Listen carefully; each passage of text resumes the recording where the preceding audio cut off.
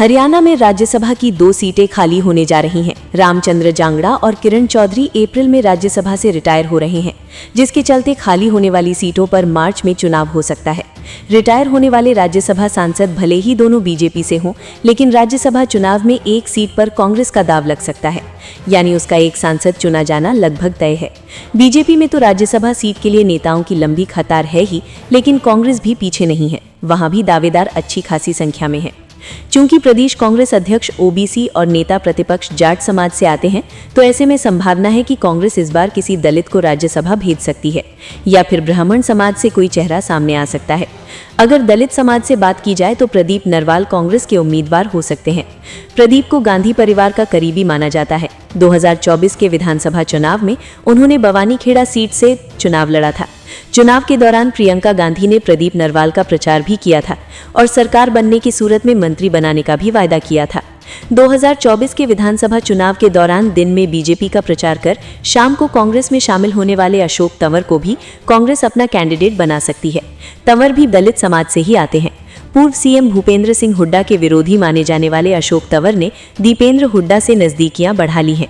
अगर हुड्डा परिवार की अशोक तंवर पर कृपा बनी रहती है तो राज्यसभा के लिए तंवर की भी लॉटरी लग सकती है। वहीं ब्राह्मण समाज से आने वाले हरियाणा कांग्रेस के कार्यकारी अध्यक्ष जितेंद्र भारद्वाज को भी कांग्रेस राज्यसभा के लिए मौका दे सकती है।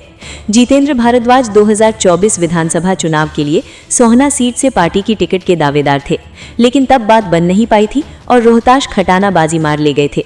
जितेंद्र भारद्वाज को भूपेंद्र सिंह हुड्डा का खास माना जाता है। अगर जाट समाज की बात की जाए तो कांग्रेस से बीरेंद्र सिंह भी उम्मीदवार हो सकते हैं। लोकसभा चुनाव से ठीक पहले बीजेपी छोड़ कांग्रेस में शामिल होने वाले बीरेंद्र के बेटे ब्रिजेंद्र ने उचाना विधानसभा सीट से पार्टी की टिकट पर चुनाव लड़ा था, लेकिन मात्र 32 वोटों से वो बीजेपी उम्मीदवार देवेंद्र अत्री से चुनाव हार गए थे। इन दिनों ब्रिजेंद्र प्रदेश भर में सद्भावना यात्रा निकाली हुई है, जिसे हुड्डा विरोधी खेमे का अच्छा खासा साथ मिल रहा है। जाट समाज से करण दलाल का दूसरे बड़े दावेदार के तौर पर नाम सामने आ रहा है। करण दलाल 1991 से लेकर अब तक 5 बार पलवल विधानसभा सीट से चुनाव जीत चुके हैं, लेकिन पिछले 2 विधानसभा चुनाव में उन्हें बड़े अंतर से हार का सामना करना पड़ा था।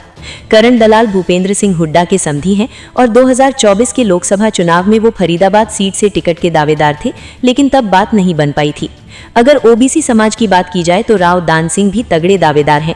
हालांकि 2024 के लोकसभा और विधानसभा चुनाव में उन्हें हार का सामना करना पड़ा था। उन्हें भी हुड्डा का खास माना जाता है, लेकिन राव नरेंद्र के प्रदेश अध्यक्ष बनाए जाने के बाद उनका जो व्यवहार रहा और चर्चाएं उठी, उसके बाद से राव दान सिंह का दावा कमजोर हो जाता है।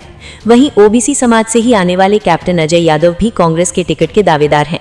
कैप्टन लगातार 25 साल तक रेवाड़ी विधानसभा सीट से विधायक रहे हैं।